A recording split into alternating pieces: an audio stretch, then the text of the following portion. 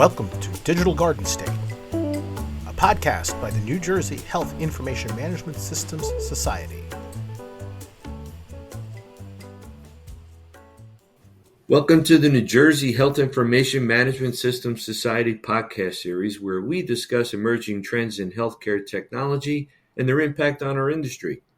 NJHIMSS is a consortium of healthcare professionals, providers, and vendors who are committed to promoting constant improvement in the use of information technology within the healthcare industry. I am your host, Mike Fortino, current NJHIMSS board member and account executive with GalaxE Solutions.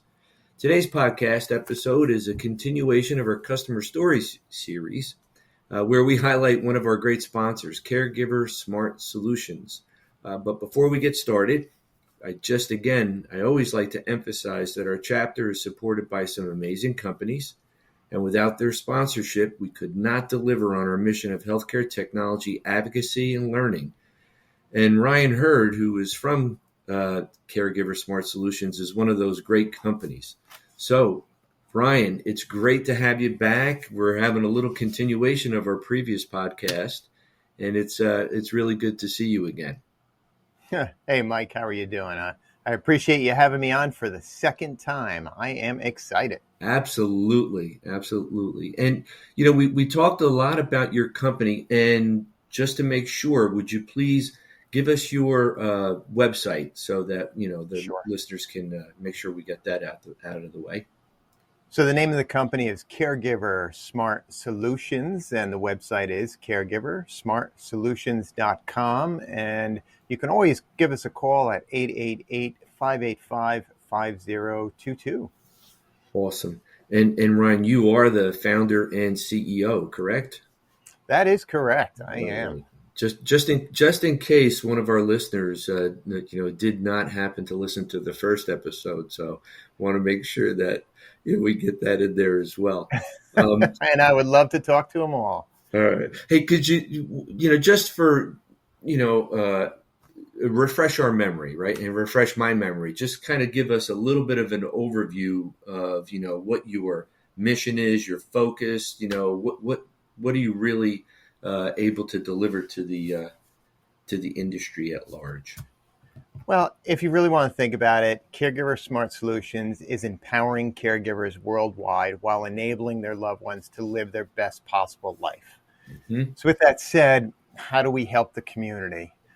The biggest problem is our aging loved ones are home alone, and you can't be there all the time, especially coming out of COVID, right? So COVID, one of the small benefits, not like there was many, but one of the small benefits is we were closer to our family, and or maybe we had a little more time to take care of our loved one. But now with, employers requiring us to come back to work, what do? You can't be there all the time. And, right at this moment, I just need to know how my loved one's doing. So that's really the fundamental of what we were built on. It was about how do we give that circle of care, you, your brother, your sister, the doctor, the in-home team, the whole group of people. How can we give them the information so they can make that best possible decision for that person?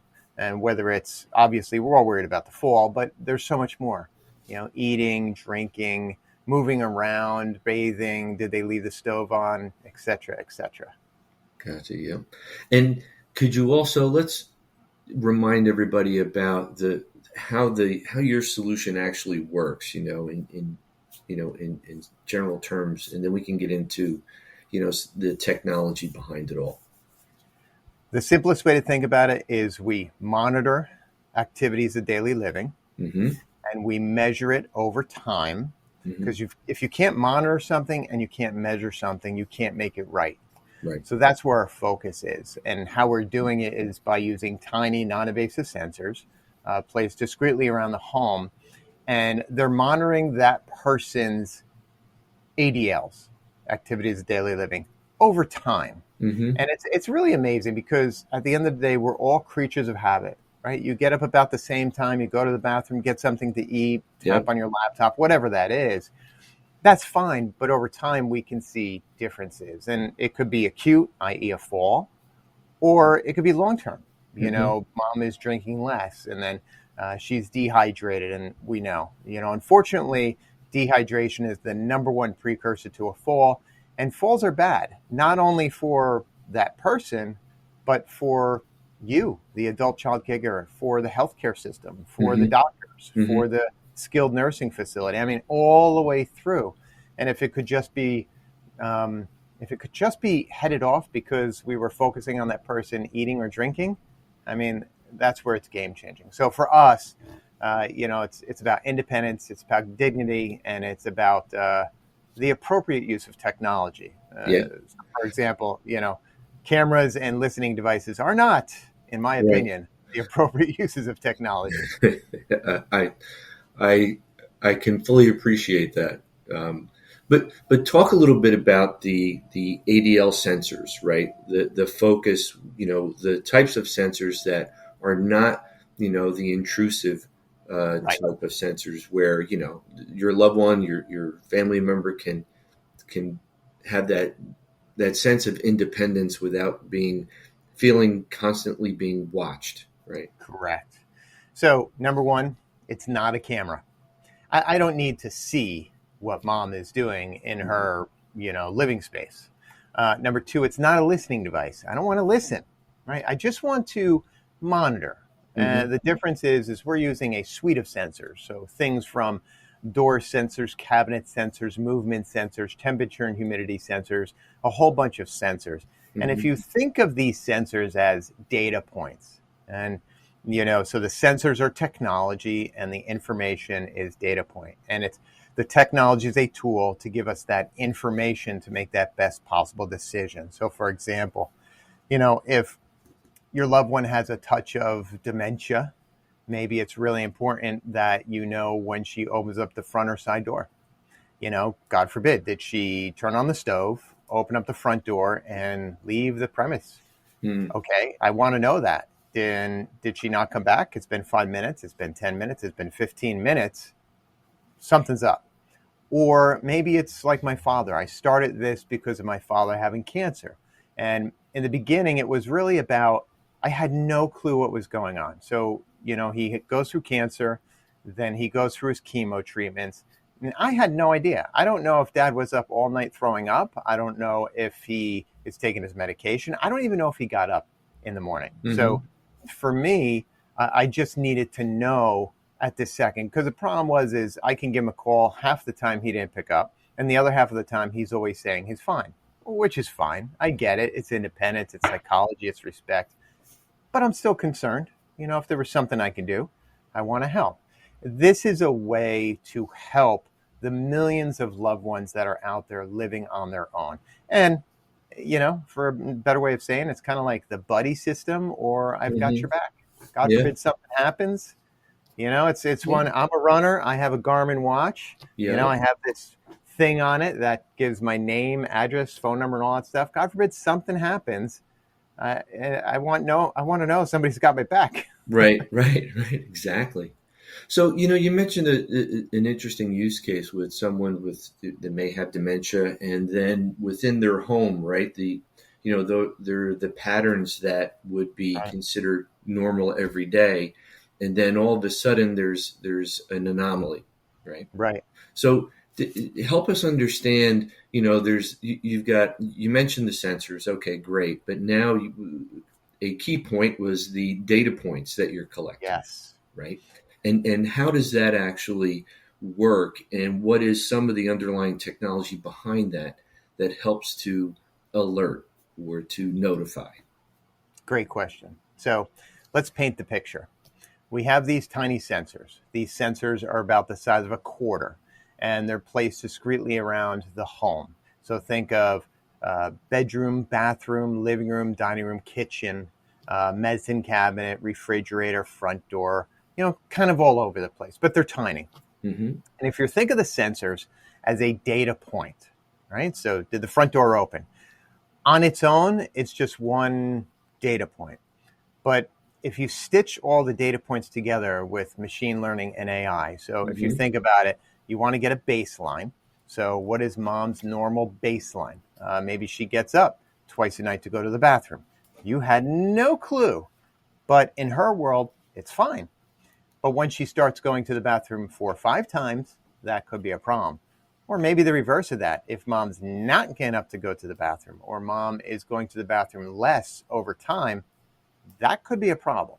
So if you look at these sensors as creating data points, and then you take that technology and it's stitching together those data points, and it's giving us real-time information. Is everything normal? Green check mark. Great. If something's out of the obvious or out of the normal, and it could be something as simple as mom opened up the fridge, and now the fridge has been open for 15 minutes and she's in the living room. I mean, think about it. How many times have you or I, we've come home from the food store, it's whatever, you get a phone call or it's chaos, throw the stuff in there, you close the fridge, it doesn't really close, then it's got this beeping sound that you and I can barely hear. But, my 97-year-old grandmother, she can't hear a damn thing. So you're never going to be able to hear that.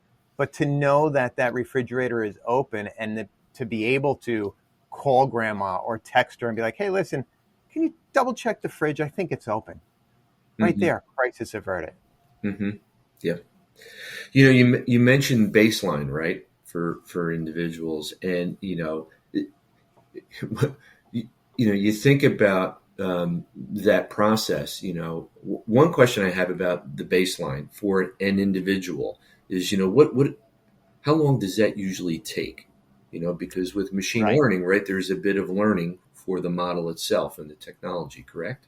Takes about 2 weeks to start. And with that said, upon setup, the more information you put in, the quicker it's going to learn. And I just mean basics, right? So we want to know, all right, hey, where does mom live? That's important. Yeah. Why is it important? Because we're monitoring inside temperature.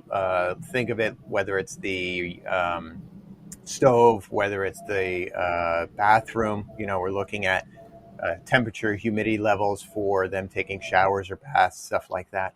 But we also want to know outside temperature. And what I mean by stitching things together is, let's say it's, right now it's August, right? So maybe grandma is in Louisiana, and maybe I have no clue how hot it is. Maybe it's 101 degrees today.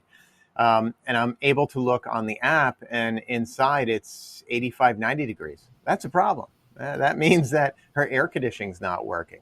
But if it's 75 degrees, for the most part, that's okay. Even, 80. And the reverse of when it's cold. So, number one, the more information you put in, the quicker we can get up to speed. Number two, takes about 2 weeks to get that fundamental baseline. And what's the process for actually, getting the initial data into the system? Super simple. So it starts with the setup. So I'm going to ship you a wonderful box. It's called the Core Kit, and it's a suite of sensors. Okay. You're going to take the hub out. You're going to plug the hub in. You're going to scan the QR code, download the app, and then you're going to peel and stick the sensors, and it's just going to walk you through everything.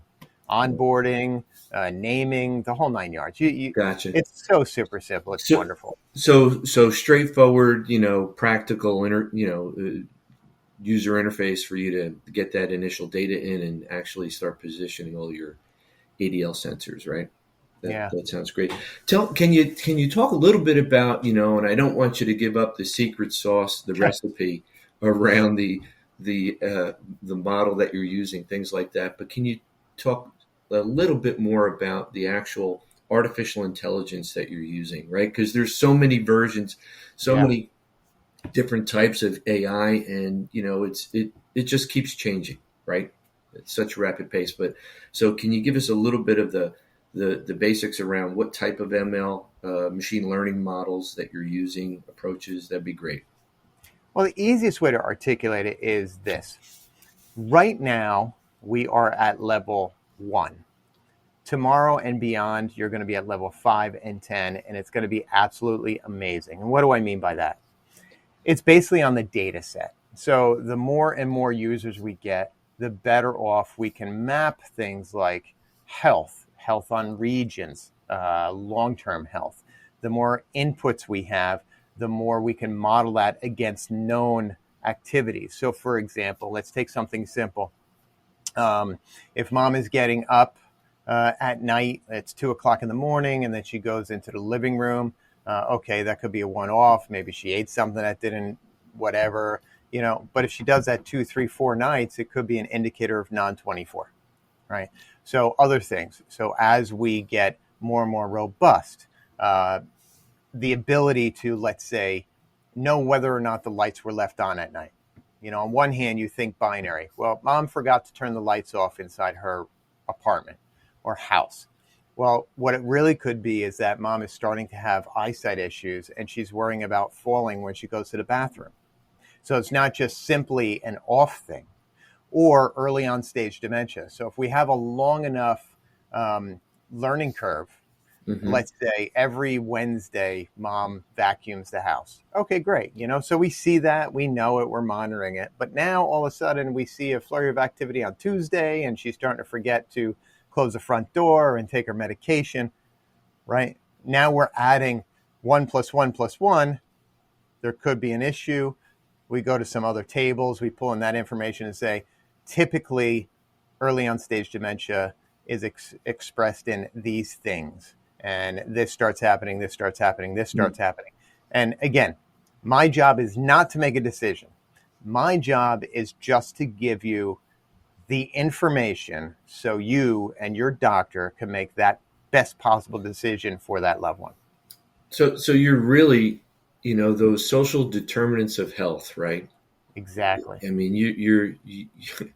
your application, right? Your system can actually, make practical use of that data, right? Correct. Real.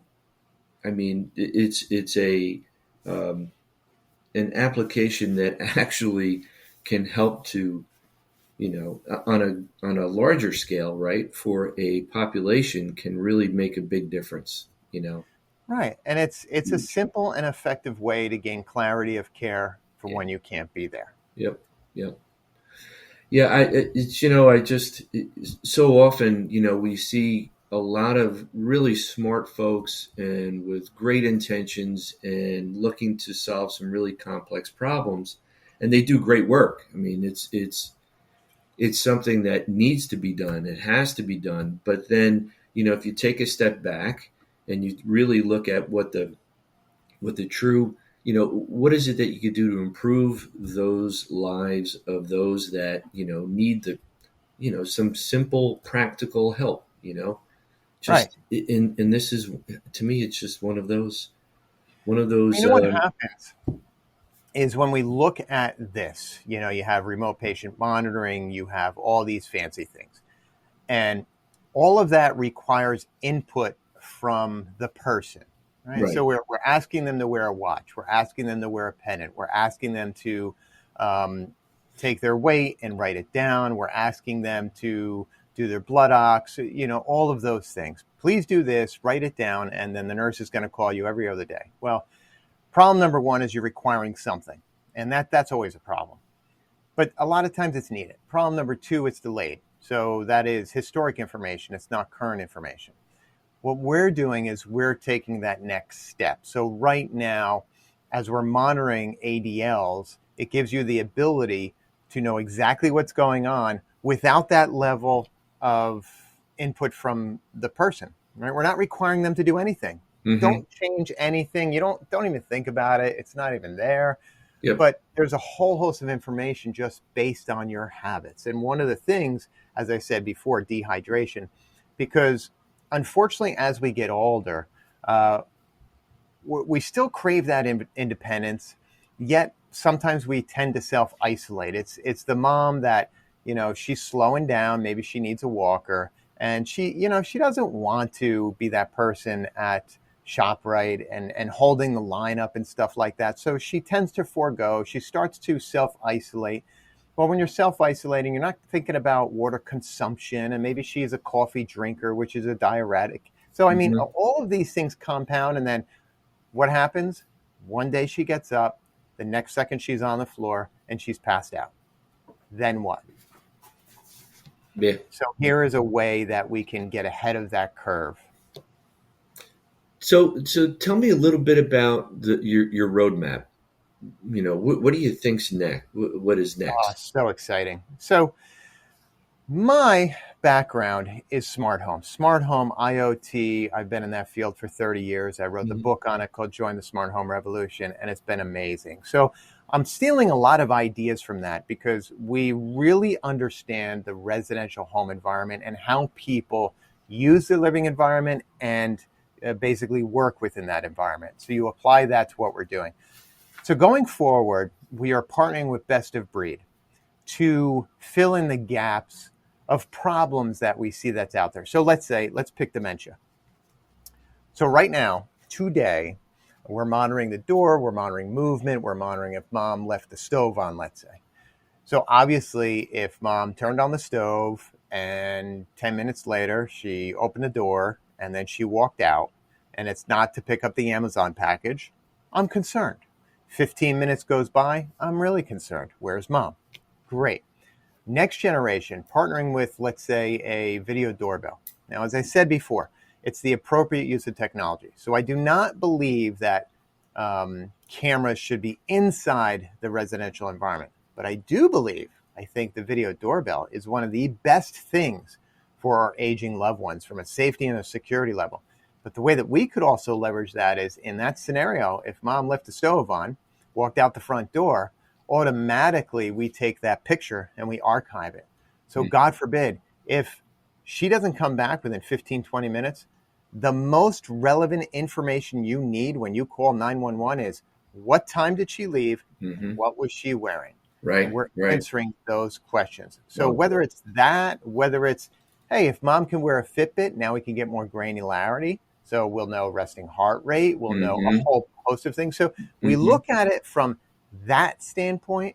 How can we solve more problems by partnering with Best of Breed for some really cool things? Yeah, and it's just that is really exciting because you're building it on data that you've collected about, and it's the individual's data, right? It's all about them, and just continuing to leverage that, right, to their benefit and to their family's benefit, to build it in a way that makes sense, as well as the industry, because the information the industry lacks is the industry is very focused on internal numbers. Yeah, as I said, heart rate, blood ox, so on and so forth, and that all requires, for the most part, some kind of interface with the person. And what we're bringing to the table is environmental numbers. It's those numbers that nobody's thinking about yet have a huge impact. Yep. So, for example, let's take another scenario. Let's say normal everyday activity. Mom goes to the bathroom twice a night. Okay, but now she's going to the bathroom 3 or 4 times a night. What's going on? You call her up. You bring her to the doctor. It turns out to be a urinary tract infection. Okay. So she comes home. What do you want to know? You're thinking binary. I want to know if she's taking her medication. Yeah. Absolutely. That's one of the points. But I want to know what's the reaction to that. So if I know that mom has a urinary tract infection and I know that mom is taking her medication, am I seeing her go to the bathroom less? Or is she lethargic? Is she eating less? Is there an issue? And those are all those things that nobody finds out about until a month later when that urinary tract infection got worse and she's rushed to the emergency room. Yeah. And we're figuring out within a day or two, 3 at the most. Yeah, that is just, it just makes so much sense. And, if people would just, I think most folks, once they understand that capability is there, it exists, what relief, right? Simple and effective. That is our model. Because if it's not simple and effective, it's not going to be adopted. It's not going to be easy. Right. It has to be easy. Right. And the other thing too is, I guess the whole idea of, combining that data with some other epidemiologists that are out there, right? That would love that information, Absolutely. that data to benefit the greater population. I think that's great. We're kind of getting a little bit long on time here, so again, another great discussion. Really enjoyed it. I hope that not that I hope, but I know that if any of our listeners do listen to this episode, I think they'll find a lot of value in our discussion. So, one last time, why don't you give us your website info? Sure. So again, it is caregiversmartsolutions.com. Again, caregiversmartsolutions.com. Or you can call us at 888-585-5022. Again, that's 888-585-5022. And Mike, with your help, we actually can change the world, and that's what we're looking to do. Yeah, our chapter is really, so appreciative of our sponsors like you, Ryan, and what your mission, right? Your solutions, I really do think, and I know that our membership will really appreciate it as much as I do, that, here is a solution that can absolutely, do some real good, simple. Just really can.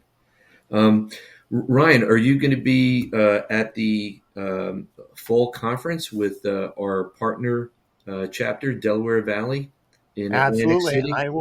I will absolutely be down in Atlantic City with you guys. Awesome. Then that is it starts on October 17th with a great golf outing. And then the conference itself is the 18th and the 19th. We've got some CIO panels. We've got some great topics for our tracks that we're going to be having there, and just some really good keynote speakers as well as all of our great sponsors. And we encourage all of our membership, stop by, say hello to Ryan, say hello to our other great sponsors. We would really appreciate that. So that is going to be, again, October 17th through the 19th in Atlantic City, New Jersey at the Hard Rock. And one of the things I always am concerned about when I go to places like that is parking. You don't have to worry. It's a great parking garage, and it can accommodate pickup trucks. So just want everybody to know that. So that wraps up the discussion for today. Ryan, again, thank you very much. We hope our membership is going to enjoy this as much as we did putting it together. Stay tuned for more episodes in our podcast series, and by all means, check us out on our other podcasts on your favorite podcast platform. We are New Jersey HIMSS, that's NJHIMSS on Spotify, Apple Podcasts, Google Podcasts, Amazon Music, Podbean, and TuneIn plus Alexa. Please subscribe to our channel on those platforms and always hit those like buttons. And you can also find our podcasts on our website, njhims.org. Thank you, Ryan. Really appreciate it. Thanks, Mike. All right.